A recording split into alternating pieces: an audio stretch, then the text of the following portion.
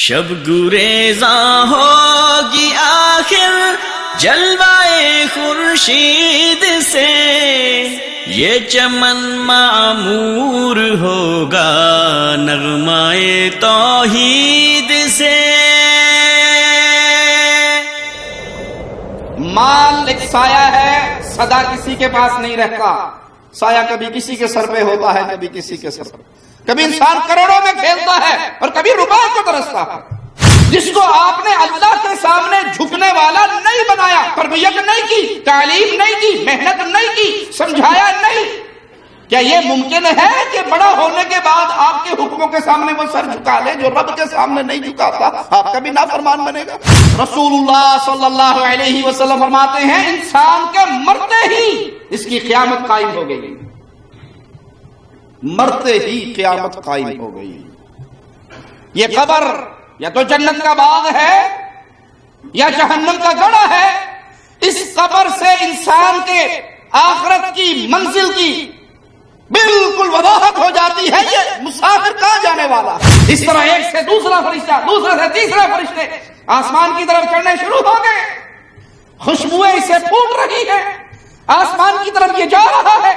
مختلف فرشتوں کے گروہ اس کو ٹکرائیں گے، ملیں گے، وہ پوچھیں گے کس خوش نصیب کی روح ہے۔ مبارک ہے اس کو جو اپنا دین قرآن سے لیتا ہے، جو قرآن کو ترجمے سے پڑھتا ہے، تفسیر سے پڑھتا ہے، اس کی معانی اور روح کو سمجھتا ہے۔ اور ہلاک ہو گیا وہ جس نے کہا جی مولوی صاحب نے کہا قرآن کی عربی عبارتیں پڑھنی ہے، ترجمہ نہیں پڑھنا، گمراہ ہو جاؤ۔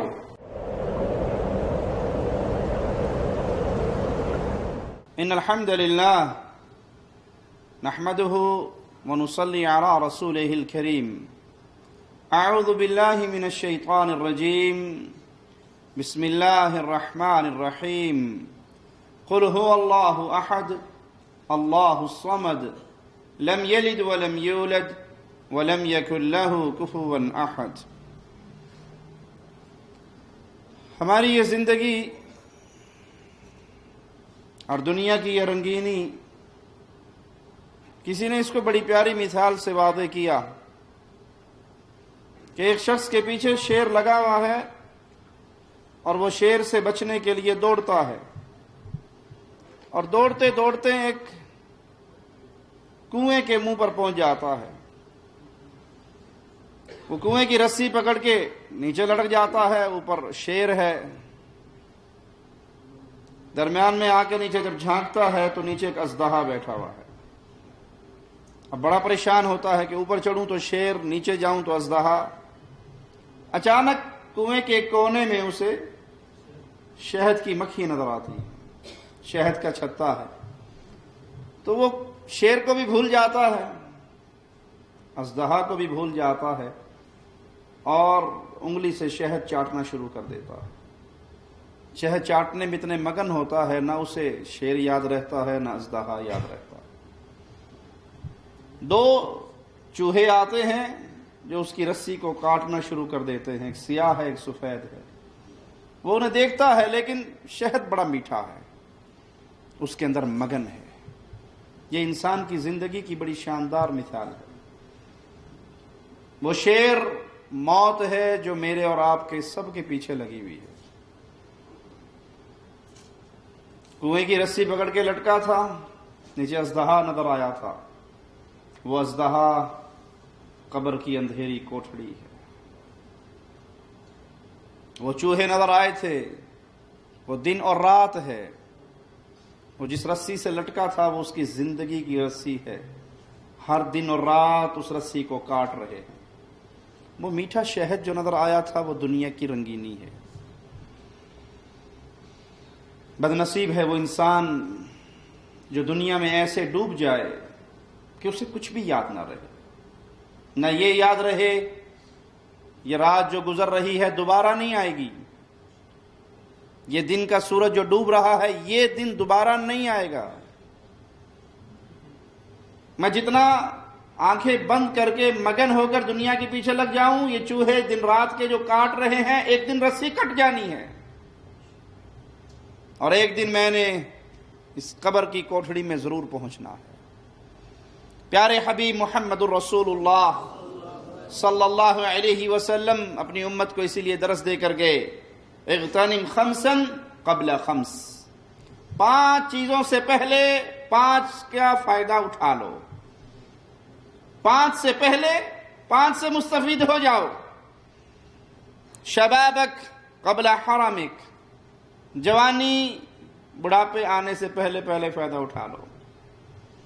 جوان آدمی روزہ رکھنا چاہے رکھ سکتا ہے، رات کو لمبا قیام کرنا چاہے کر سکتا ہے، اللہ کے دین کے لیے محنت کرنا چاہے کر سکتا ہے۔ بڑھاپے میں بیماریاں گھیر لیتی ہیں، نہ روزے زیادہ رکھے جاتے، نہ قیام زیادہ کیا جاتا، نہ دین کے لیے محنت ہوتی، اپنی زندگی بڑی مشکل سے گزرتی ہے۔ تو بڑھاپے کے آنے سے پہلے جوانی سے فائدہ اٹھا لو۔ اور یہ جوانی خاص طور پہ ایک ایسی نعمت ہے جس سے محمد الرسول اللہ صلی اللہ علیہ وسلم نے فرمایا قیامت کے دن اللہ خاص ان ایام کا سوال کرے گا، اس جوانی میں کیا کر کے آیا۔ ہمیں تو شیطان نے جملہ ہی اور سکھا دیا نا، جوانی جی مستانی ہوا کرتی ہیں،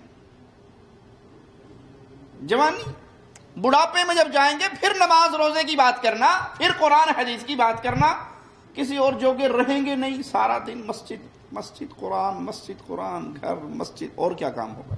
ابھی تو جوان ہے۔ تو جوانی کے اندر جب انسان سب کچھ کرنے کے قابل ہو، اللہ کے ڈر سے نہ کرے، یہی تو اللہ کا دین ہے، یہی تو اللہ کی محبت ہے، یہی تو اللہ کے ڈر کا نتیجہ ہے۔ بوڑھا انسان کچھ کر نہیں سکتا، وہ کہے میں توبہ کر گیا، اللہ رحمان رحیم ایسا ہے کہ بوڑھے کی توبہ بھی قبول کر لیتا ہے۔ لیکن اصل چیز یہ جوانی کی زندگی، یہ جوانی کے ایام بڑے قیمتی ہیں۔ وصحتک قبل سقمک، اپنی صحت خراب ہونے سے پہلے اس صحت سے فائدہ اٹھا لو۔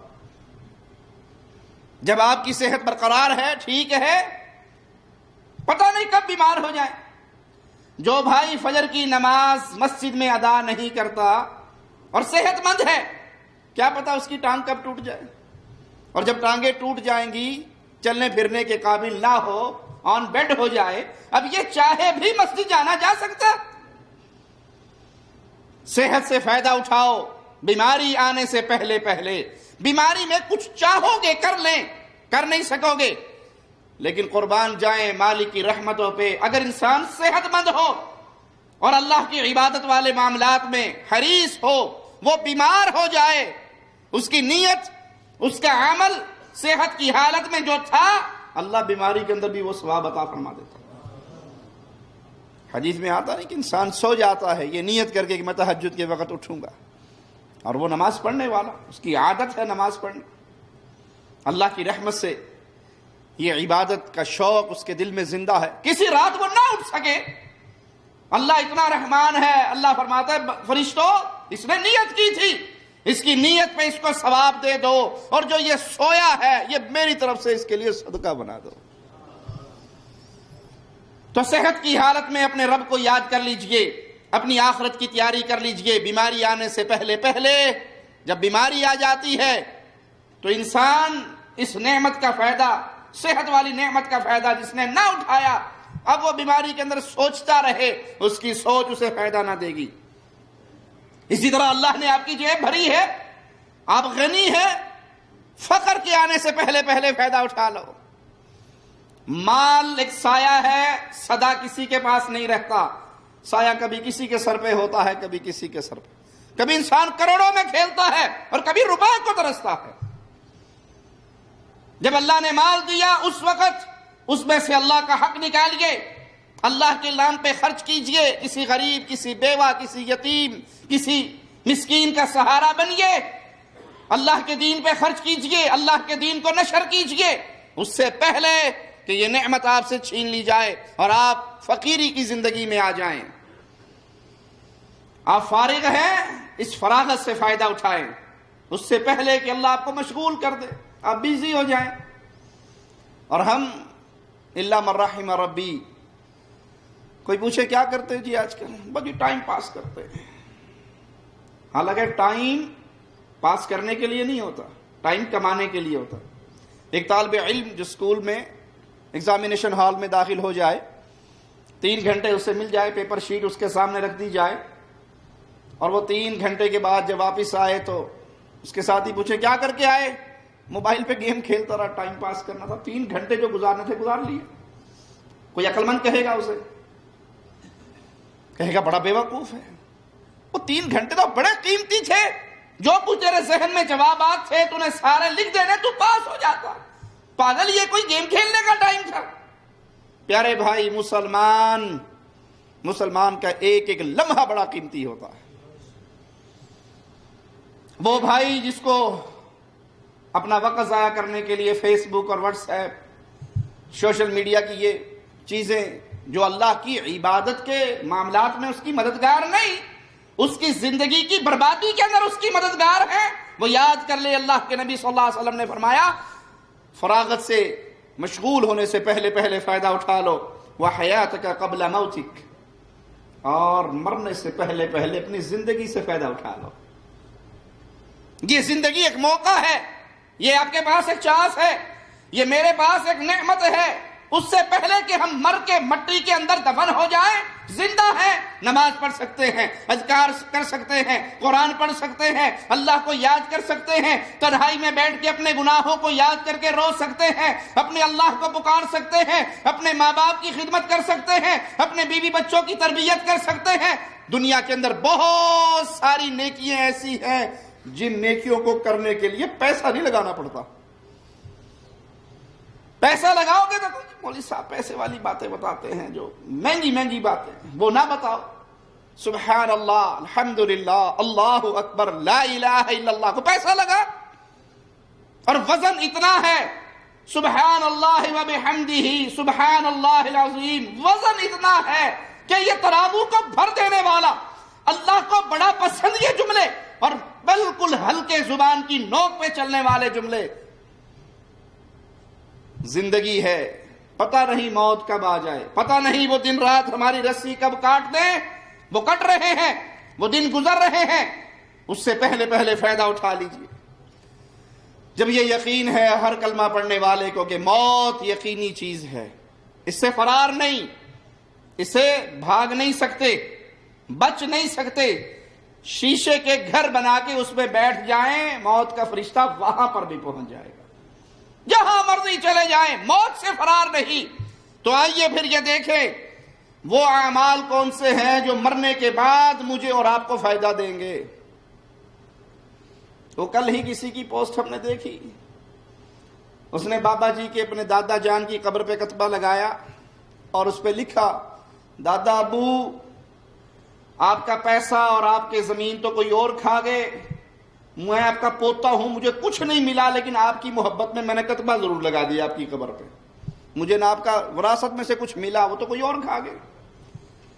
ہم مر جائیں، جو کچھ ہم چھوڑ کے جائیں وہ تو پچھلوں کا ہے، ہمارا نہیں. میرا اور آپ کا کیا ہے؟ وہ کون سے عمل ہے؟ جب موت یقینی ہے، دنیا کو چھوڑنا یقینی ہے، اس جہاں سے اگلے جہاں میں جانا یقینی ہے، بچت کی صورت کوئی نہیں. آج حافظہ اللہ کہہ کے پکارا جاتا ہے، کل رحمہ اللہ کہہ کے پکارا جائے گا. اور سب سے پہلے، بڑی کڑوی بات ہے، سب سے پہلے انسان سے اس کا نام چھینا جاتا ہے. آج نام ہی کی لڑائی ہے نا، وہ عوام ہو یا وہ مولوی ہو، نام کی لڑائی. اللہ بچائے تو بچائے. یہ پاکستان انڈیا میں جلسے ہوتے ہیں، ایک اشتہار میں 10 مولویوں کے نام لکھے جاتے ہیں. کسی بڑے مولوی کا چھوٹا نام لکھ کے دیکھو، مولوی رات کو سجدوں میں آپ کے خلاف بد دعا کرے گا. میں ایڈا بڑا مولوی تو اتنا نکا جا نام میرا آیا. مزہ نہیں آیا اشتہار دیکھ کے؟ آپ کو شرم نہیں آئی میں کتنا بڑا شیخ ہوں؟ میرے آگے پیچھے نہ فضیلت الشیخ، نہ علامہ، نہ فہامہ، نہ بلبل گلستان، نہ مقرر شعلہ بھی، یہاں کوئی شے بھی نہیں لگی. اور انسان مرتا ہے، مرتے ہی سب سے پہلے نام چھینا جاتا ہے. آپ کے بڑے پیارے نام، آپ خان صاحب، آپ شاہ صاحب، آپ شیخ صاحب، مرتے ہی ہر کوئی پوچھے گا جنازہ کہاں پڑا ہے، میت کہاں رکھی ہوئی ہے، لاش کب لے کے چلنی ہے. لاش جا رہی ہے، بھلے وہ امیر کی ہو یا غریب کی ہو، کوئی نہیں کہے گا سید صاحب آ رہے ہیں، شاہ صاحب آ رہے ہیں، شیخ صاحب آ رہے ہیں، خان صاحب آ رہے ہیں، چودھری صاحب آ رہے ہیں، وزیر صاحب آ رہے ہیں، امیر صاحب میت آ رہی ہے، بھائی راستہ چھوڑ دو، میت آ رہی ہے، کھڑے ہو جاؤ بھائی میت آ رہی ہے. نام چھین لیا. جس نام کی آکڑ نے ہماری اکثریت کو برباد کیا ہوا ہے، سب سے پہلے بھائیو یہ نام چھین لیا جاتا ہے. نہ آپ کی بیوی آپ کو خامن صاحب کہتی ہے، نہ ماں آپ کو بیٹا جی کہتی ہے، ہر کوئی کہتا لاش، میت، جنازہ. جب ہم نے مرنا ضروری ہے، یہ یقین ہے مجھے بھی اور آپ کو، پھر آئیے سوچئے وہ کون سے عمل ہیں جو اپنے ہاتھ سے کر کے جائیں اور مرنے کے بعد ہمیں اس کا اجر ملے. سب سے پہلا بڑا عظیم عمل ہے اپنی اولاد کی نیک تربیت کر جاؤ. اللہ کی قسم یہ بہت بڑا صدقہ جاریہ ہے. آپ سمجھو گے کہ آپ کے مرنے کے بعد کوئی آپ کی قبر پہ بیٹھ کے 10 قرآن ختم کرے گا. یہ مولویوں نے ڈرامے بنا کے آپ کو دے دیے ہیں. مولویوں کا پیٹ تو بھرے گا، آپ کا نامہ اعمال نہیں بھرے گا. ان کی دکانداری تو چلتی رہے گی اس طرح. سب سے بڑا صدقہ جاریہ ہے آپ کا بیٹا دعا کرے رب ارحمہما کما ربیانی صغیرا. اللہ باپ تیرے پاس آ گیا ہے، میری ماں تیرے پاس آ گئی ہے، تو ان پہ ایسے رحم کر جیسے انہوں نے بچپن میں مجھ پہ رحم کی. پیارے بھائی، آپ کا معصوم بچہ، 4 سال کا بچہ، وہ تیزاب گھر میں پڑا ہو، اس کی بوتل کو اٹھا کر کھیلنا چاہے، ہاتھ لگانے دو گے بچے کو؟ آگ جل رہی ہے اور وہ بھاگ کے کوئلہ اٹھانا چاہتا ہے، اس میں بڑی چارمنگ ہے، بڑی لائٹ ہے، بچہ ہے، اسے تو نہیں پتا گرم ہے یا ٹھنڈا، آپ ہاتھ میں لینے دو گے؟ جب دنیا کی ان برباد کرنے والی چیزوں سے اپنے بچے کی نگرانی کرتے ہو، تو اپنے بچے کے ہاتھ میں جب آپ نے ریموٹ کنٹرول دے دیا، اس کے سامنے چینل کھول دیے، اس کے سامنے نیٹ کی دنیا آن کر دی، اب وہ برباد ہو رہا ہے. کیا یہ بربادی آپ اپنے ہاتھ سے نہیں کر رہے؟ بچے کی نیک تربیت کر کے جائیں، اس کو علم دے کر جائیں، اس کو قرآن سکھا کر جائیں، اس کی اسلامی تربیت کی بچپن سے فکر کریں، اس کو دعائیں سکھائیں، اس کو مسلمان بنائیں. اور یہ رسول اللہ صلی اللہ علیہ وسلم کی حدیث کے مطابق بہترین صدقہ جاریہ ہے مرنے کے بعد نیک بیٹا جو ماں باپ کے لیے دعا کرتا رہے.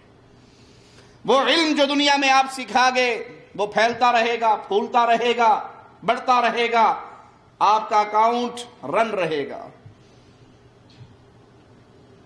آپ نے کسی کو نماز سکھا دی، آپ نے کسی کو عقیدہ سکھا دیا، آپ نے کسی کو قرآن پڑھنا سکھا دیا، آپ نے کسی کو حدیث رسول صلی اللہ علیہ وسلم یاد کروا دی. اب جب تک قرآن کا قاری پڑھے گا آپ کو اجر ملے گا، اور اگر وہ قرآن پڑھانے والا بن جائے تو جب تک قرآن پڑھایا جائے گا وہ شاگردوں سے شاگردوں میں منتقل ہوتا جائے گا. آپ کا ثواب، آپ کا نامہ اعمال، آپ کا میزان، آپ کا ترازو بھاری ہوتا رہے گا. صدقہ جاریہ، آپ نے کنواں کھدوا دیا، آپ نے مسجد بنوا دی، آپ نے مدرسہ بنوا دیا، آپ نے یتیم خانہ بنوا دیا، آپ نے کہیں کوئی درخت لگوا دیا، کوئی مسافروں کے آرام کے لیے کوئی بندوبست کر دیا، کوئی ٹھنڈے پانی کا کولر لگا دیا، کہیں نلکا کھدوا دیا. صدقہ جاریہ جس کا اجر مرنے کے بعد بھی ملنا ہے، دنیا میں کر کے جائیے. رسول اللہ صلی اللہ علیہ وسلم فرماتے ہیں انسان اپنی حیثیت کے مطابق، پرندے کے گھونسلے کے مطابق اگر مسجد بنا دے اتنی چھوٹی سی، اللہ اس کا بھی جنت میں گھر بنا دیتا ہے. تو اپنی استطاعت کے مطابق یہ وہ نامہ اعمال میں اضافہ کرنے والی چیزیں ہیں. صحیح مسلم حدیث نمبر 1631 کو سنیے. رسول اللہ صلی اللہ علیہ وسلم فرماتے ہیں اذا مات الانسان انقطع عنه عمله الا من ثلاث. جب آدم کا بیٹا مرتا ہے اس کے سارے نامہ اعمال کے دنیا کے معاملات اعمال کاٹ دیے جاتے ہیں. 3 عمل ایسے ہیں مرنے والا مر کے مٹی میں چلا گیا اس کا ثواب کم نہیں ہوگا، اس کی وہ نیکیاں رکیں گی نہیں. اور اس کے اندر سب سے پہلے صدقہ جاریہ ہے، علم ہے جو پڑھا کر گیا، نیک بیٹا ہے جو اس کے لیے دعا کرتا رہے. اور دعا کون کرتا ہے؟ نیک بیٹا ہی کرتا ہے. ایک شخص کو میں ذاتی طور پہ جانتا ہوں، بے نماز، فجر کی نماز پڑھ کے لوگ مسجد سے نکلتے ہیں، وہ اپنے گھر سے نکل کے دکان کھولا کرتا تھا، میں اس کو اپنی آنکھوں سے دیکھتا تھا. اپنے باپ کو اتنی بڑی بڑی گالیاں دیا کرتا تھا. ارے جس نے رب کا حق نہیں پہچانا وہ باپ کا حق پہچانے گا؟ جس کو آپ نے مسلمان نہیں بنایا وہ آپ کا فرما بردار بنے گا؟ جس کو آپ نے اللہ کے سامنے جھکنے والا نہیں بنایا، تربیت نہیں کی، تعلیم نہیں دی، محنت نہیں کی، سمجھایا نہیں، کیا یہ ممکن ہے کہ بڑا ہونے کے بعد آپ کے حکموں کے سامنے وہ سر جھکا لے؟ جو رب کے سامنے نہیں جھکاتا آپ کا بھی نافرمان بنے گا۔ اپنی اولاد کی تربیت کیجئے، اپنے ہاتھ سے صدقہ جاریہ کا معاملہ کر کے جائیے، لوگوں میں دین پھیلا کر جائیے۔ اسی طرح انسان کے لیے ضروری ہے، مسلمان کے لیے جسے یقین ہے میں نے مرنا ہے، جو یقین کی دنیا میں نہیں اس کا تو ماجرا ہی الگ ہے، جسے یقین ہے میں نے مرنا ہے وہ اپنے معاملات کی وصیت لکھ کے رکھے، اس کی وصیت اس کے تکیے کے نیچے رہے، کوئی پتہ نہیں کب باری آ جائے۔ آپ نے کس کا لینا ہے، کس کو دینا ہے، کس سے کیا ماجرا ہے، آپ کے اپنے مال کی کیفیت کیا ہے، اپنے معاملات کو لکھیے۔ موت ایسی کڑوی حقیقت ہے جس نے اچانک آنا ہے۔ اللہ ہم سب کا خاتمہ ایمان پہ فرمائے۔ ابن ماجہ میں ہے پیارے نبی صلی اللہ علیہ وسلم کا فرمان کہ اللہ نے انسانوں کو اجازت دی ہے، مسلمانوں کو اجازت دی ہے، وہ اپنی موت کے وقت اپنے مال کا 1/3 حصہ اللہ کے نام پہ صدقہ کر سکتے ہیں اپنی نیکیوں میں اضافے کے لیے۔ انسان دیکھ رہا ہے بیماری کا معاملہ ہے تو وہ اپنے مال میں سے 1/3 چاہے تو اللہ نام پہ کر دے، سارا نہ کرے، سارا کر بھی نہیں سکتا، کیوں؟ پیچھے اللہ نے اولاد دی ہے، وارث دیے ہیں، لیکن اپنے ترکے میں سے، اپنے مال میں سے 1/3 وقف کر جائے مسجد کے لیے، مدرسے کے لیے، دینی ادارے کے لیے، اسلامک سینٹرز کے لیے، قرآن پڑھنے پڑھانے کے لیے، جس کے پرافٹ سے وہ مسجد کا معاملہ چلتا رہے، وہ دین کا معاملہ چلتا رہے، تو اس کا اجر و ثواب انسان کو ملتا رہتا ہے۔ رسول اللہ صلی اللہ علیہ وسلم فرماتے ہیں ما حق امرئ مسلم له شيء يريد ان يوصي فيه يبيت ليلتين الا ووصيته مكتوبة عنده۔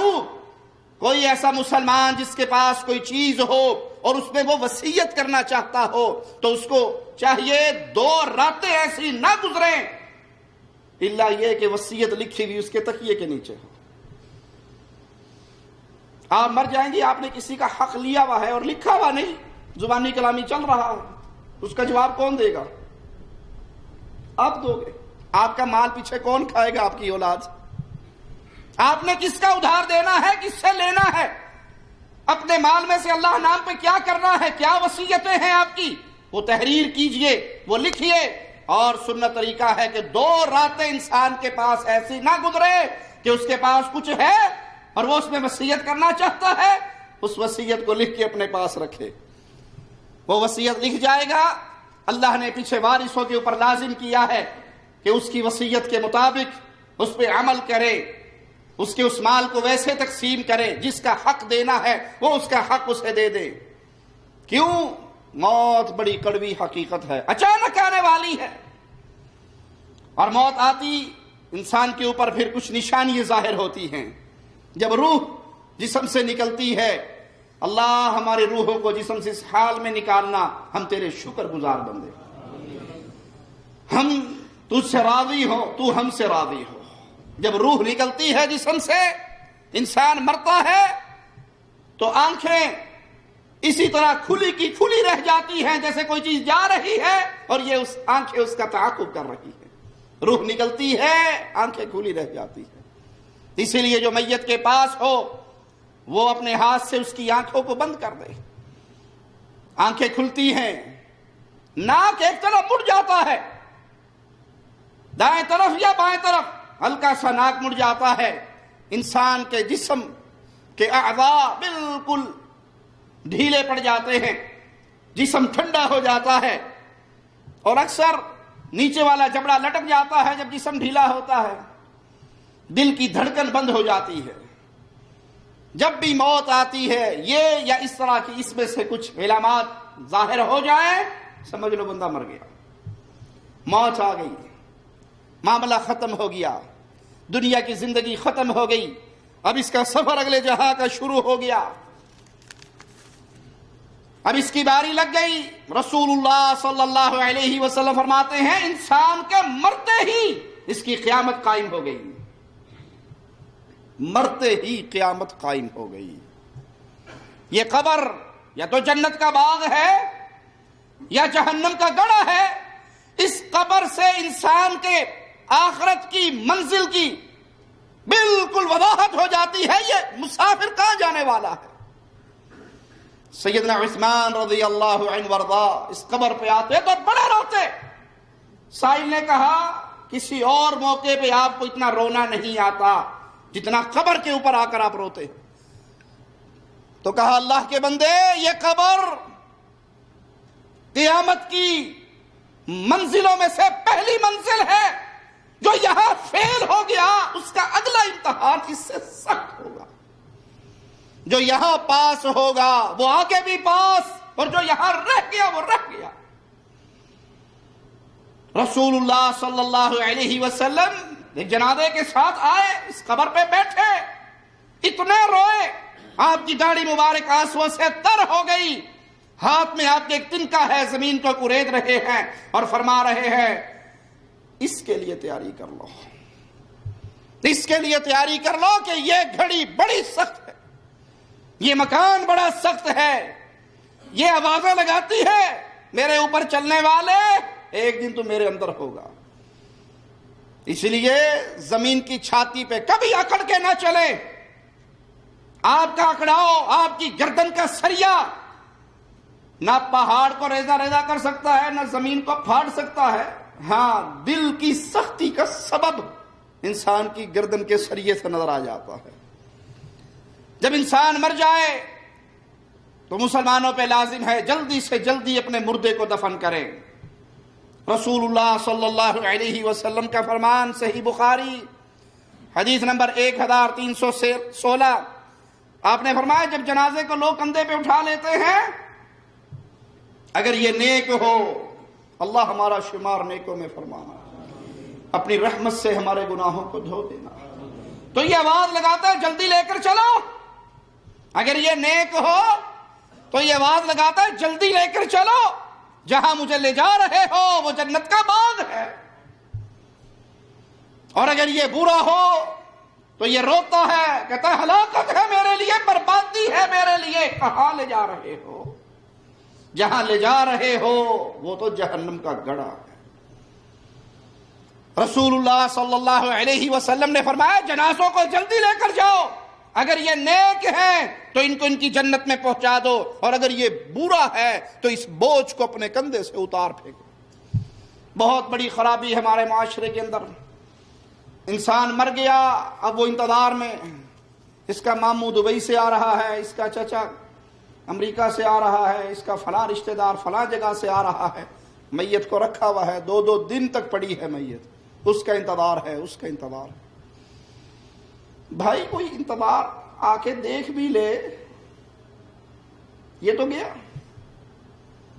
جب اس کا وقت ختم ہو گیا تو شریعت حکم دیتی ہے، اس کے ساتھ احسان یہی ہے، نیکی یہی ہے، اپنی میت کو جلدی سے جلدی دفنا دو، اس کو دیر نہ کرو، اس کو اس کے مہمان خانے میں پہنچا دو۔ اللہ اکبر۔ انسان بہت سارے کام بڑی گرم جوشی سے کرتا ہے، دنیا کا حصول، مال کی کمائی بڑی محنت کر کے دل لگی سے کرتا ہے۔ انسان اپنا گھر بنا رہا ہو، بلند و بالا منزلیں تیار کر رہا ہو، بڑی گرم جوشی سے صبح پہنچ جائے گا، سر پہ کھڑا ہوگا ٹھیکیداروں کے، جی گھر بن رہے جی، آج کل ٹائم نہیں ہے میرے پاس، مصروف ہوتا ہوں، کوٹھی بنوا رہا ہوں، صبح جاتا ہوں شام کو آتا ہوں۔ یہ گھر، یہ کوٹھیے، یہ مال اللہ کے حکموں کے تحت رہ کر انسان بنائے تو اس میں کوئی عیب نہیں ہے، اسلام اس کی اجازت دیتا ہے۔ لیکن اگر اللہ کے دین کو بھلا کر ساری محنت مکان بنانے پہ آپ کی ہے، نہ فجر نصیب، نہ ظہر، نہ عصر، نہ مغرب، نہ عشاء، تو آپ مکان بنا رہے ہو یا بربادی کا اڈا بنا رہے ہو۔ بیوی بچوں کا معاملہ آ جائے تو انسان بہت سارے لوگوں سے ہاتھ چھڑا لیتا ہے، جی آج آج کا دن بیگم کا دن ہے، آج کا دن بچوں کا دن ہے، آج میرا ان سے وعدہ ہے، میں نے یہ کرنا ہے۔ دنیا کا مال اکٹھا کرنا ہو، بہترین گھر بنانے ہو، بیوی بچوں کے حق ادا کرنے ہو، بڑی گرمجوشی سے یہ عمل ہوتے ہیں۔ آئیے ذرا ایک منظر اپنے سامنے رکھیے، میت کا یہ منظر جو ہمیں محمد الرسول اللہ صلی اللہ علیہ وسلم دکھا رہے۔ صحیح بخاری و مسلم میں یہ روایت ہے، اور صحیح بخاری میں 6514 حدیث نمبر ہے، صحیح مسلم میں 2960۔ غور سے سنیے اور اللہ سے دعا ہے اللہ سب سے پہلے کہنے والے کو ان الفاظ پہ غور کی توفیق عطا فرمائے، پھر ہر مسلمان بھائی کو سوچنے کی توفیق عطا فرمائے۔ پیارے حبیب محمد کریم صلی اللہ علیہ وسلم فرماتے ہیں میت چلتی ہے، تین چیزیں میت کے ساتھ جاتی ہیں، مالہ اہلہ عملہ۔ مال ساتھ جا رہا ہے، لوگوں کی زبانوں کے چرچے ساتھ جا رہے ہیں۔ یہ سعودیہ میں کمائی کرتا تھا، یہ خلیج میں رہتا تھا، یہ بڑا زمیندار تھا، بڑی کوٹھیاں چھوڑی، اللہ کا بڑا کرم تھا اس پہ، مال بڑا کھلا تھا اس کے پاس،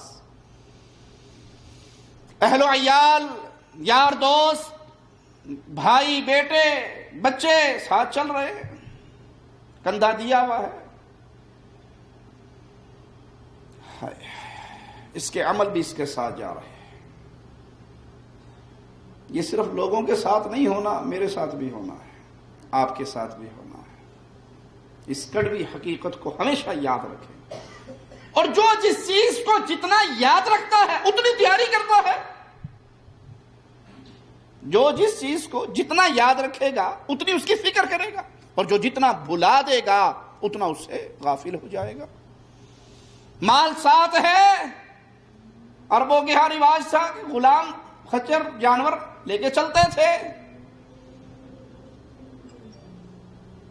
پیارے حبیب علیہ الصلوۃ والسلام فرماتے ہیں دو چیزیں اس کو قبر کے کوٹھڑے میں چھوڑ کے واپس آ جائیں گی، دو چیزیں، یرجع اثنان، دو آ جائیں گی، وہ ساتھ نہیں رہیں گی۔ کسی کا مال کبھی اس کی قبر میں نہیں اترتا۔ آپ نے بڑے شوق سے وکالے سے کامری گاڑی دلوائی ہو، اللہ آپ کو لمبی زندگی دے، اور گاڑی لانے والا گھر پہنچتے ہی فوت ہو جائے، اس گاڑی کا جو 5واں ٹائر سٹپنی کے طور پہ ہوتا ہے وہ کوئی قبر میں اتارتا؟ اور کوئی پاگل اتارنا چاہے تو اس کی اڑال اتارنے دے گی، ابے نے ہونے دے دے کی کرنا، کھیڑ میں اندر میں گئی ساڑی کام میں گیا، اس کی تو کہانی ختم ہو گئی۔ مال قبر میں اترتے ہوئے آپ کے ساتھ نہیں اترے گا۔ اخبارات میں پڑھتے نہیں خبریں، دفناتے وقت کسی کا بٹوا گر گیا، کسی کے پیسے گر گئے، وہ مردے کی قبر دوبارہ نہیں کھول لیتے۔ وہ کہ بھائی تمہارا باپ مرا، میرا کیا قصور ہے، میرے تو 10,000 روپے کے اندر گر گیا، کھولو دوبارہ، میں تو بٹوا نکال لوں اپنا۔ آپ قیمتی سے قیمتی گھڑی پہن لے، قیمتی سے قیمتی سوٹ پہن لے، کوئی ساتھ جانے دے گا؟ یہ مال واپس آ گیا۔ آج ہماری اکثریت اللہ سے غافل ہو گئی، مالک کو ناراض کر دیا۔ وجہ کیا ہے؟ مال۔ وجہ کیا ہے؟ مال۔ سود کا کاروبار کرنے والے اللہ سے حالت جنگ میں نہیں ہیں، کیوں؟ مال کی محبت۔ بینک کے اندر فکس ڈپازٹ کرانے والے، مال کی محبت۔ نمازوں سے غافل، دین سے غافل، قرآن سے غافل، ٹائم ہی نہیں ملتا۔ ٹائم کیوں نہیں ملتا؟ 24 گھنٹے 2 + 2 4 کی بحث لگی ہوئی ہے۔ وہ غریب ہے یا امیر اپنی استطاعت کے مطابق جمع کر رہا ہے۔ یہ مال لوٹ آیا، کسی کا مال قبر میں نہیں جاتا، ارے کسی کا اہل و عیال قبر میں نہیں جاتا۔ آپ نے سنا کسی کا بھائی کہے، بھائی یہ تو کہے گا بھائیوں کی جوڑیاں ٹوٹ گئی، میری بازو ٹوٹ گئی، میری قوت ٹوٹ گئی، لیکن کوئی بھائی یہ نہیں کہے گا میں اپنے ویر کو اکیلا قبر میں نہیں لیٹنے دوں گا، میں ساتھ لیٹوں گا۔ کوئی باپ نہیں کہے گا 4 شادیوں کے بعد اکلوتا بیٹا پیدا ہوا تھا، میں اس کو نہیں جانے دیتا، مجھے بھی ساتھ اپناؤ۔ نہ باپ مرتا ہے نہ بھائی ساتھ مرتا۔ سدا اکٹھی رہنے والی، محبت کرنے والی بیوی ساتھ نہیں جاتی، ماں ساتھ نہیں جاتی۔ ماں بھی گئی، بہن بھی گئی، بیوی بھی گئی، بچے بھی گئے، دوست بھی گئے۔ کیا آج الا من رحم ربی اکثریت مسلمانوں کی اللہ کو ناراض نہیں کرتی انہیں اہل و عیال کی وجہ سے، جانتی ہے یہ کام حرام ہے۔ خاوند نے کہا ہے جی مجھے پتا ہے پردے کا، خاوند کہتا ہے پردہ نہیں کرنا، میرے دوستوں کے ساتھ اٹھنا بیٹھنا ہے، گپ شپ کرنی ہے، پکنک منانی ہے، پارٹیاں اٹینڈ کرنی ہے۔ خاوند ہے جی کیا کروں، یہ خاوند آپ کو قبر میں چھوڑ کے گیا۔ بیوی کہتی ہے کہ گھر کے اندر گانے، ڈش، فلمیں، بے حیائی کے ساز و سامان، یہ سب کچھ ہونے چاہیے، جانتا ہوں یہ ہلاکت کی چیزیں ہیں۔ بیوی کہتی ہے کیا کروں، یہ بیوی آپ کو قبر کے کنارے سے رخصت کر دے گی، یہ اندر نہیں جائے گی۔ بلکہ عورتیں تو مسلمانوں کی ان کے اوپر جنازہ پڑھنا ہی نہیں ہے، وہ تو گھر تک ہی چھوڑتی ہیں، دروازے سے ہی ختم ہو جاتا ہے معاملہ۔ نہ مال گیا ساتھ، نہ اہل و عیال گئے ساتھ۔ ہاں ایک چیز ساتھ ہے، اس میں نہ مولوی کو چھوڑنا ہے، نہ غیر مولوی کو، نہ امیر کو، نہ غریب کو، وہ ساتھ ہے۔ اور وہ کیا ہے جی؟ گلیکسی 4 ساتھ ہے نا۔ قبر کے اندر بھی واٹس ایپ پہ گپ شپ ہوتی رہے گی، یہ نہیں چھوڑے گا نا۔ اسی لیے ہم قرآن بھلا دیتے ہیں، موبائل سے کھیلتے رہتے۔ سوچیے اللہ کے لیے 24 گھنٹے میں کتنا ٹائم ہمارا اس موبائل سے کھیلتے ہوئے گزرتا ہے اور کتنا ٹائم قرآن پڑھتے ہوئے گزرتا ہے۔ خالد ابن ولید رضی اللہ عنہ وارضا قرآن کو جب ہاتھ میں لیتے تو رو پڑتے، روتے، آنسو گرتے ان کے، اور کہتے اللہ کے کلام الہی ہمیں معاف کر دے، میں میدان جہاد میں اتنا مصروف ہوتا ہوں کہ تجھے دیکھنے پڑھنے کا ٹائم بہت تھوڑا ہوتا، جہاد میں اتنا مصروف ہوں کہ قرآن پڑھنے کا ٹائم نہیں ملتا۔ ہم کہتے ہیں جوال میں اتنے مشغول ہیں کہ قرآن دیکھنے کا ٹائم۔ قبر میں عمل جائیں گے میرے بھی اور آپ کے بھی، انہوں نے ساتھ نہیں چھوڑنا۔ اب سوچ لیں، اللہ سب سے پہلے کہنے والے کو خود سوچنے کی توفیق دے، سننے والوں کو سوچنے کی توفیق دے، میرے 24 گھنٹے میں کون سے اعمال ہیں جو میں نے تیار کیے۔ یہ 24 گھنٹے جو گزر گئے دوبارہ نہیں آئیں گے، یہ گئے۔ میں نے کیا تیار کیا ہے، وہ کیا ساتھی ہے جو قبر میں میرے ساتھ ہوگا، وہ کون سی چیزیں ہیں جو قبر میں میرے ساتھ ہوں گی۔ یاد کر لیجئے، جب روح بدن سے نکلتی ہے تو انسان دنیا کی زندگی سے برزخی زندگی میں منتقل ہو جاتا ہے۔ برزخی زندگی کیا ہے؟ برزخ کہتے ہیں آڑ کو، عربی زبان میں برزخ کہتے ہیں ایسی چیز جو دو چیزوں کے درمیان حائل ہو جائے اور ان کو آپ اس میں ملنے نہ دیں، آڑ ہو جائے، پردہ ہو جائے۔ جہاں میٹھا اور کھارا سمندر ملتا ہے، مولا ان کے بارے میں کہتا ہے بینہما برزخ لا یبغیان، ان کے درمیان ایک آڑ ہے، ایک رکاوٹ ہے جو ان دونوں کو ملنے نہیں دیتی۔ یہ دنیا کی زندگی ہے، وہ آخرت کی زندگی ہے، اس کے درمیان میں یہ قبر کی زندگی، برزخ کی زندگی ہے۔ برزخی زندگی دنیاوی اور اخروی زندگی کے بیچ ایک زندگی ہے جو ان دونوں کو آپس میں جدا کرتی ہے۔ یہ شروع کب ہوگی؟ انسان کے مرتے ہی۔ برزخی زندگی انسان کے مرتے ہی شروع کب تک رہے گی؟ جب تک قیامت قائم نہیں ہو جاتی، قیامت تک رہے گی۔ پھر آخرت کی زندگی کا آغاز ہوگا۔ مرنے کے بعد انسان کو چاہے قبر میں دفنایا جائے، یا اس کو درندے کھا جائیں، یا پانی میں ڈوب کے ختم ہو جائے، یا جل کے راکھ ہو جائے، ہر حالت میں انسان برزخی زندگی میں چلا گیا۔ یہ کچھ عقل پرست گمراہ لوگ ہیں جی، جو قبر میں دفنایا گیا وہ تو چلو قبر میں ہے، جو کھا لیا گیا، جو جل گیا، جو دریا میں ڈوب گیا، نعوذ باللہ، اللہ کی قدرت کو اپنی کھوپڑی پہ سوچتے ہو؟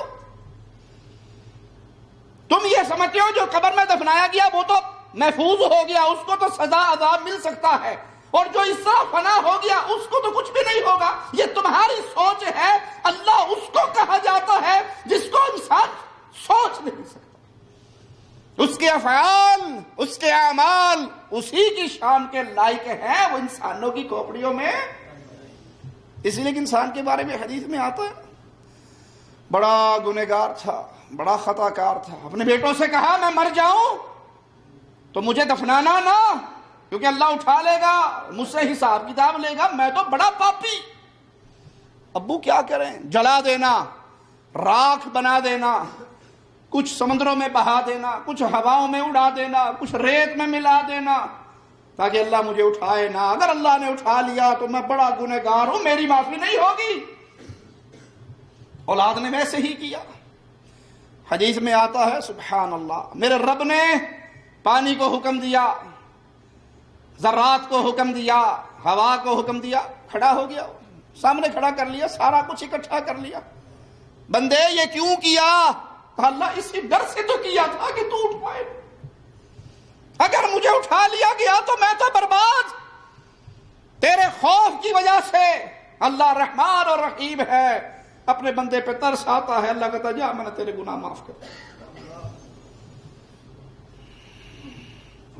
قبر میں دفن ہو جائے تب بھی برزخ ہے، درندے کھا گئے تب بھی اس کی برزخی زندگی ہے۔ وہ کیسے ہے؟ ہماری عقل میں آئے یا نہ آئے، ہمیں محمد کے فرمان پہ یقین ہے صلی اللہ علیہ وسلم۔ آئیے مالک کا فرمان سنیے، حتی اذا جاء احدهم الموت، جب کسی پہ موت آئے، ان میں سے کسی کے اوپر موت کا وقت آئے، موت کا وقت آگے پیچھے تو نہیں ہونا نا، کوئی چانس تو نہیں ملنا، اس وقت اس کی حسرت بھری ندا کیا ہوگی؟ قال رب ارجعون، اللہ ایک چانس، اللہ ایک موقع، اللہ ایک سپلی، اللہ ایک ری ٹیسٹ، ایک بار دنیا میں پھر بھیج دے۔ جب موت کی گھڑی آئے گی، جب موت اپنے خونی پنجے اس کے سینے میں گاڑے گی، اسے یقین ہوگا، اب تو یقین نہیں، اے جہاں مٹھا اگلا جہاں کینڈٹھا۔ جو فجر پہ نہیں اٹھتا اسے یقین ہے مرنے کا؟ ارے جسے یقین ہو، جسے یقین ہو وہ اپنے رب کے سامنے آ کر گڑگڑاتا نہیں۔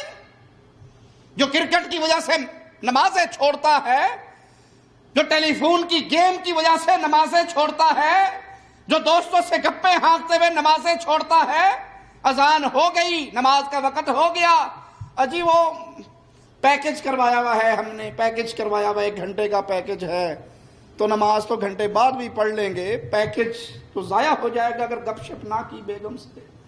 ارے تیری زندگی کا پیکج ختم ہو گیا، پھر تجھے کوئی نماز پڑھنے دے گا؟ اللہ ایک چانس دے دے، ایک بار دنیا میں بھیج دے، لعلی اعمل صالحا، ہو سکتا ہے میں نیک عمل کر لوں، ایک موقع مل جائے تاکہ میں دنیا میں جاؤں نیک عمل کر لوں۔ فیما ترکت، میں تو سارا کچھ ہی چھوڑ آیا، پیسہ تھا میں نے کبھی مسجد میں نہیں دیا، مال تھا میں نے کسی کو قرآن حکیم ترجمے والا لے کے نہیں دیا کہ وہ پڑھ کے ہدایت پا لے، وہ قبر پرستی کی دلدل سے نکل آئے، وہ امام پرستی پیر پرستی کو چھوڑ کر اللہ کا سچا بندہ بن جائے۔ نہ کسی کو کتاب لے کر دی، نہ کلام لے کر دیا مولا تیرا، نہ کسی بھوکے کو کھانا کھلایا، نہ کسی غریب کے مسائل حل کیے، میں تو سانپ بن کے مال پہ بیٹھا رہا، میرا مال میرا مال۔ مجھے ایک چانس دے دے، ایک بار چھوڑ دے، دنیا میں بھیج دے، میں اپنے عملوں کو ٹھیک کرنا چاہتا ہوں۔ مولا کیا فرماتا ہے؟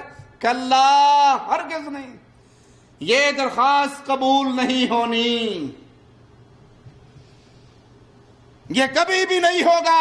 مرنے کے بعد جو گیا اللہ کے پاس، مولویوں نے ڈھکوسلے بنائے ہوئے ہیں، کوفی ڈھکوسلے، کوفی ڈھکوسلوں کا نام مدنی گلدستہ رکھ دیا، ڈھکوسلے ہیں بغداد کے، نام لگا دیا مدینہ کا، مدینے والے کی یہ تعلیم ہے۔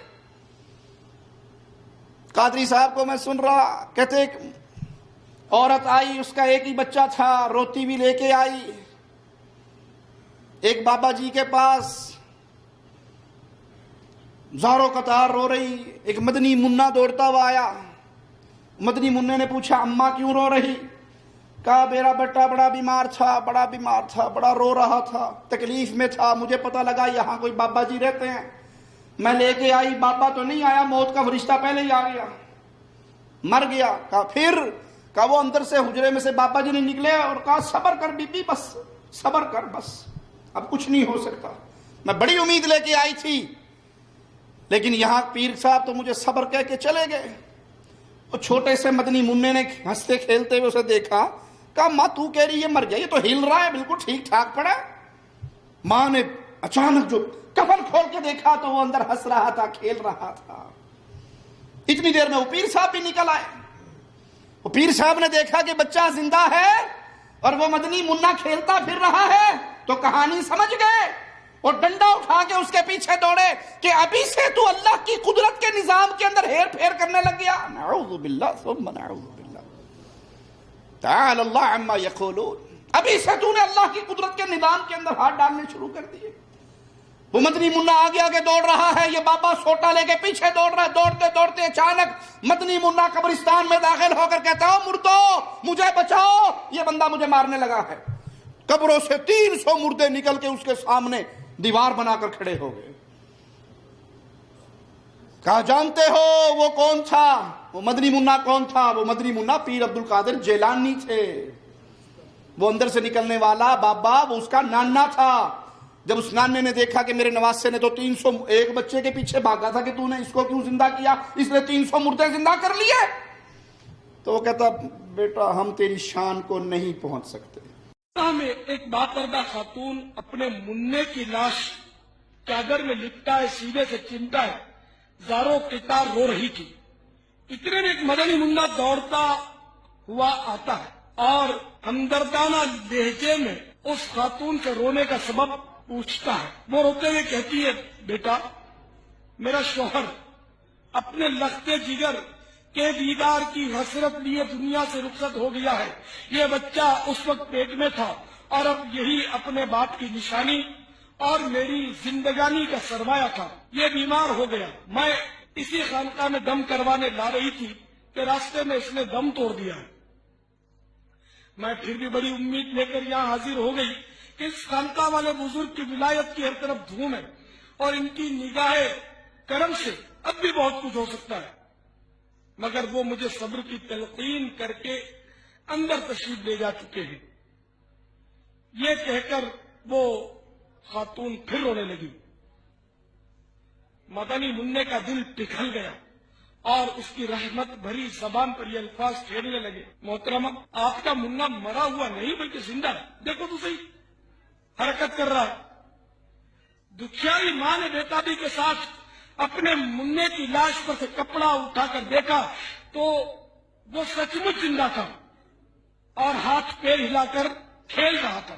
اتنے میں خانقاہ والے بزرگ اندر سے واپس تشریف لائے، بچے کو زندہ دیکھ کر ساری بات سمجھ گئے اور لاٹھی اٹھا کر یہ کہتے ہوئے مدنی منع کی طرف لپکے کہ تو نے ابھی سے تقدیر خداوندی کے سربستہ راز کھولنے شروع کر دیے ہیں۔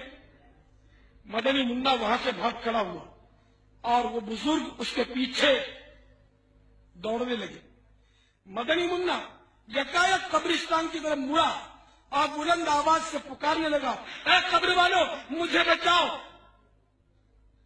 تیزی سے لپکتے ہوئے بزرگ اچانک کھٹک کر رک گئے کیونکہ قبرستان سے 300 مردے اٹھ کر اسی مدنی منع کی ڈھال بن چکے تھے اور وہ مدنی منا دور کھڑا اپنا چاند سا چہرہ چمکاتا مسکرا رہا تھا۔ اس بزرگ نے بڑی حسرت کے ساتھ مدنی منع کی طرف دیکھتے ہوئے کہا، بیٹا ہم تیرے مرتبے کو نہیں پہنچ سکتے، اس لیے تیری مرضی کے آگے اپنا سر تسلیم ہم کرتے ہیں۔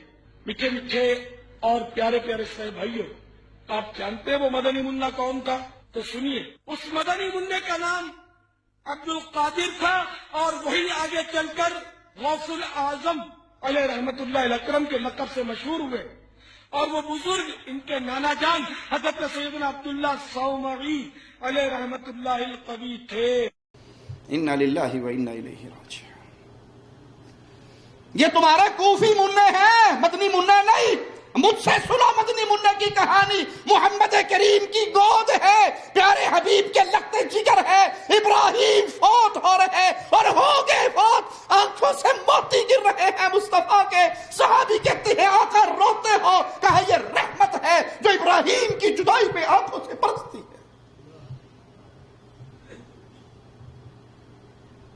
ابراہیم تیری جدائی نے محمد کو غمگین کر دیا صلی اللہ علیہ وسلم. زبان سے وہی کہوں گا جس سے میرا اللہ راضی ہوگا. انا للہ و انا الیہ راجعون. میرے پیارے حبیب کی گود میں، سرتاج مدینہ کی گود میں لخت جگر فوت ہو رہا ہے، مصطفیٰ اس کو زندہ. تمہارا مدنی منا جو ہے وہ بیبیوں کے بچے زندہ کر دیتا ہے. انا للہ و انا الیہ راجعون. یہ قصے ہیں، یہ کہانی ہیں جو لوگوں نے گھڑ لی. کلا، ہرگز نہیں. انہا کلمۃ هو قائلها. یہ وہ حسرت بھرے جملے ہیں جو انسان کے منہ سے نکلیں گے، پورے نہیں ہوں گے.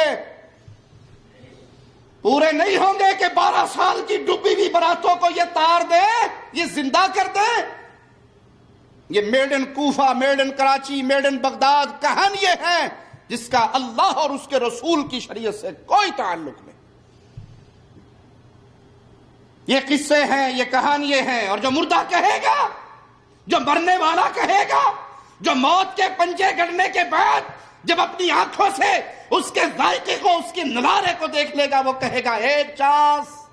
مالک کہتا ہے اس کی حسرت بھری ندا پہ قبول نہیں ہوگی. یہ وہ چیخ مارے گا، مارتا رہے.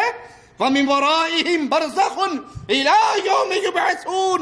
ان کے آگے پردہ ہے اس دن تک جب تک ان کو دوبارہ نہ اٹھا لیا جائے. اب برزخ کا پردہ گر گیا، موت کے آتے ہی یہ پردہ حائل ہو گیا.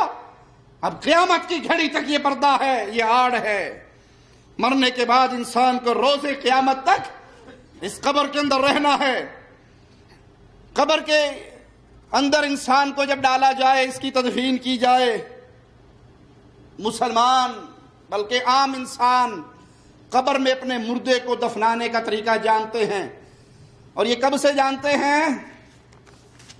جب سے آدم علیہ السلام کے بیٹے نے اپنے بھائی کو قتل کیا تھا اور اس کو زمین میں دفنایا تھا، تب سے انسان جانتے ہیں کہ ہم نے میت کو اس طرح زمین میں دفنانا ہے. اس قبر کے حالات کیا ہوں گے، قبر میں ہوگا کیا. مسند احمد میں سیدنا برا بن عازب رضی اللہ عنہ وارضاہ سے روایت ہے. اللہ کے لیے اس حدیث کو ذرا توجہ سے سنیے گا، اپنے دل میں بٹھائیے گا، اس کو آگے پہنچائیے گا. اس قبر کو جتنا یاد کر سکتے ہو یاد کر لو. جو جتنا یاد کرتا ہے اتنی اس کی فکر کرتا، پھر اس کا قول، اس کا فعل، اس کا عمل، وہ اس اپنے فعل کو قبر کی روشنی میں دیکھتا ہے. وہاں جاؤں گا تو کیا بنے گا؟ آج تو 4 آدمی ہیں میرے تعلق والے، وہاں میرا تعلق والا کون ہوگا؟ پیارے حبیب محمد رسول اللہ صلی اللہ علیہ وسلم کے یہ صحابی فرماتے ہیں، ہم اللہ کے نبی صلی اللہ علیہ وسلم کے ساتھ ایک جنازے میں نکلے. جنازہ لے کے لوگ جا رہے، ہم بھی آپ کے ساتھ ہیں، آپ بھی چل رہے. ابھی قبر تیار نہیں ہوئی، تیار ہو رہی تھی. پیارے نبی صلی اللہ علیہ وسلم بیٹھ گئے، ہم آپ کے ارد گرد بیٹھ گئے، اور ایسی توجہ سے بیٹھے جیسے ہمارے سروں پہ پرندے بیٹھے ہیں. اگر ہم حرکت کریں گے تو وہ پرندے اڑ جائیں گے. توجہ سے، غور سے ہم رسول اللہ صلی اللہ علیہ وسلم کی طرف متوجہ. آپ نے ہم سے کہا عذاب قبر سے اللہ کی پناہ مانگو. ہم نے کہا اللہ کے نبی ہم مانگتے ہیں. آپ نے پھر فرمایا عذاب قبر سے اللہ کی پناہ مانگو.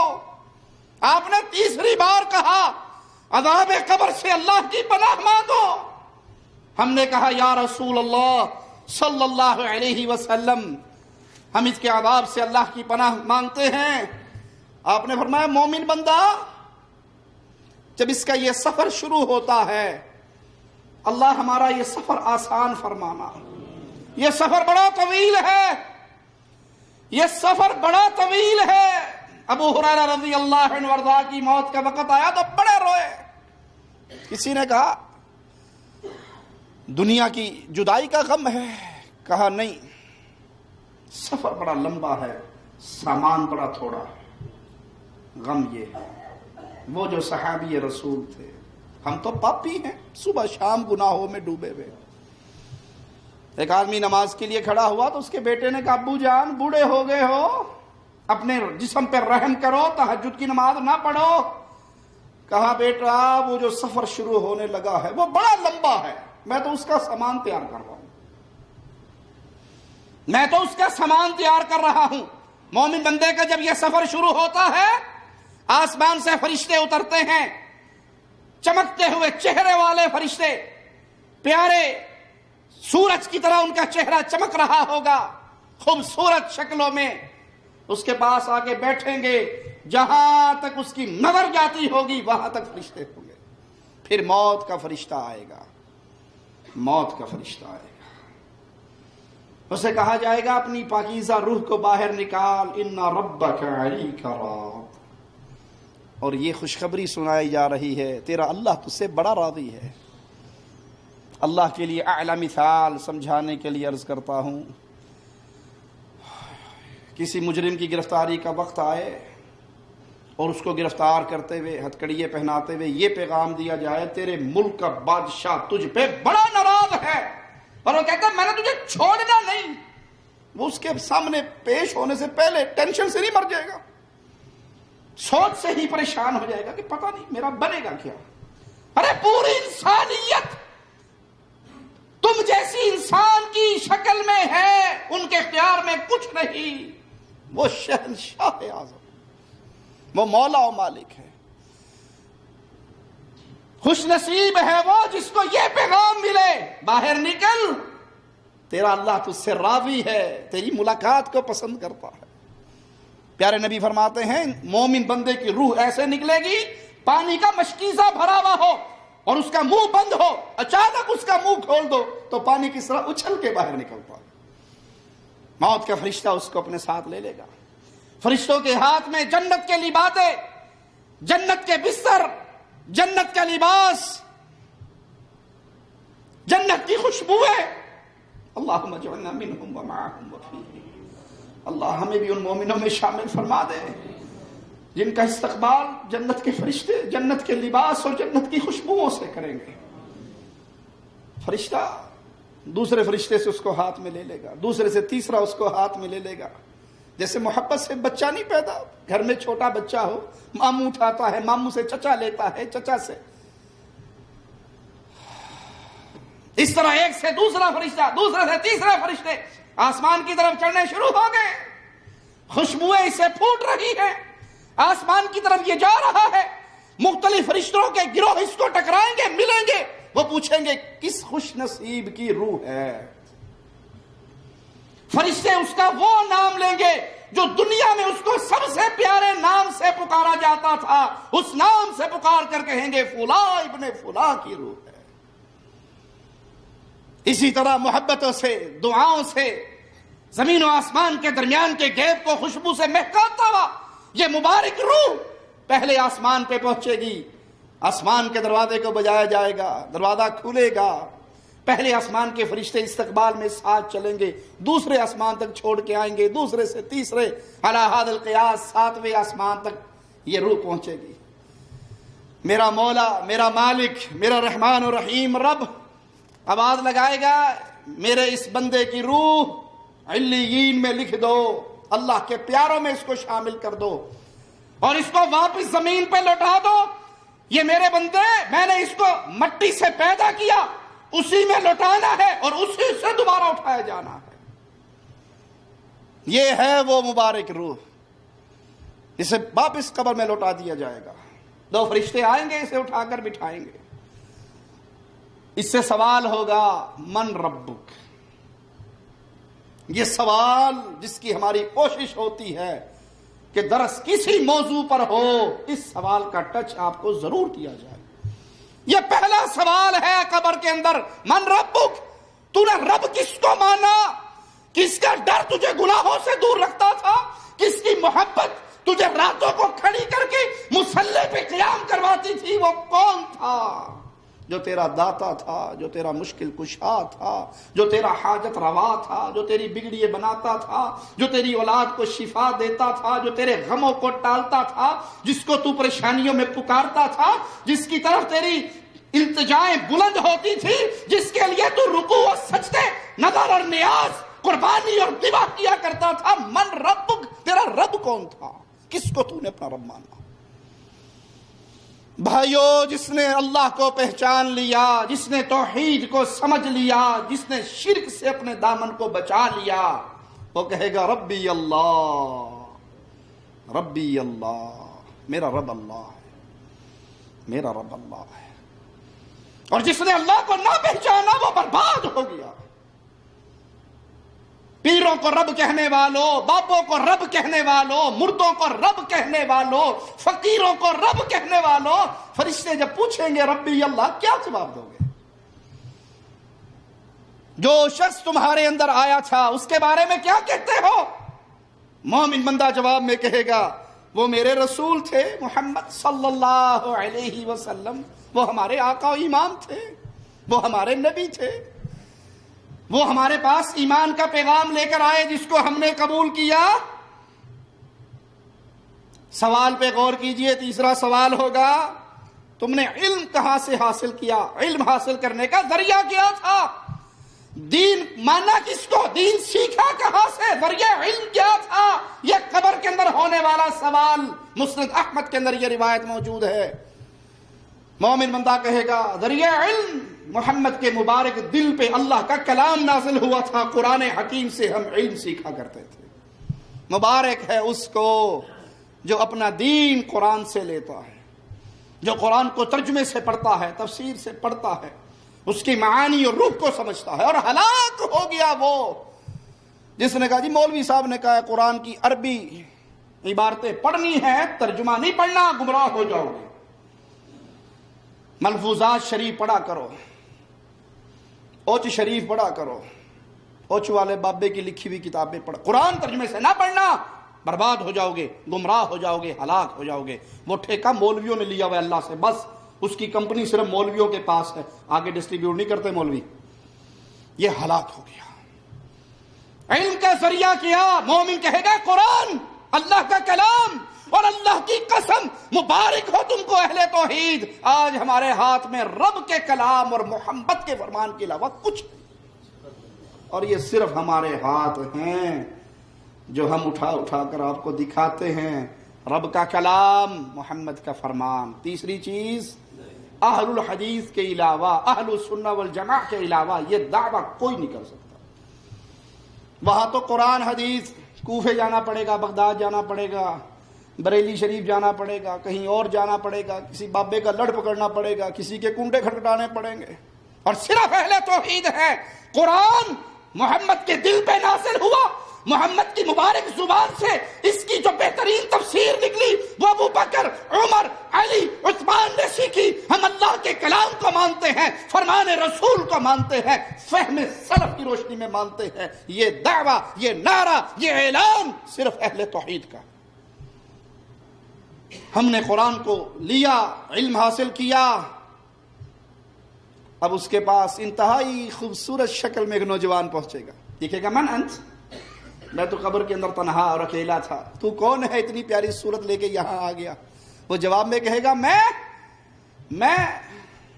تیری وہ نیکیاں جو دنیا میں کر کے آیا، تیری وہ حسنات جو دنیا میں کر کے آیا، اور وقت پہ نماز پڑھنے والے بھائی مبارک ہو تجھے، اور اللہ کے سامنے جھکنے والے مبارک ہو تجھے، اور رب کی توحید میں کسی اور کو شریک نہ کرنے والے مبارک ہو تجھے، اور گلے میں تعویذ نہ پہننے والے مبارک ہو تجھے، اور اپنے رب کی محبت میں اللہ کے ڈر سے دین کے اوپر عمل کرنے والے، محبت اور ڈر کے درمیان رہ کے مالک کو پوجنے والے مبارک ہو تجھے۔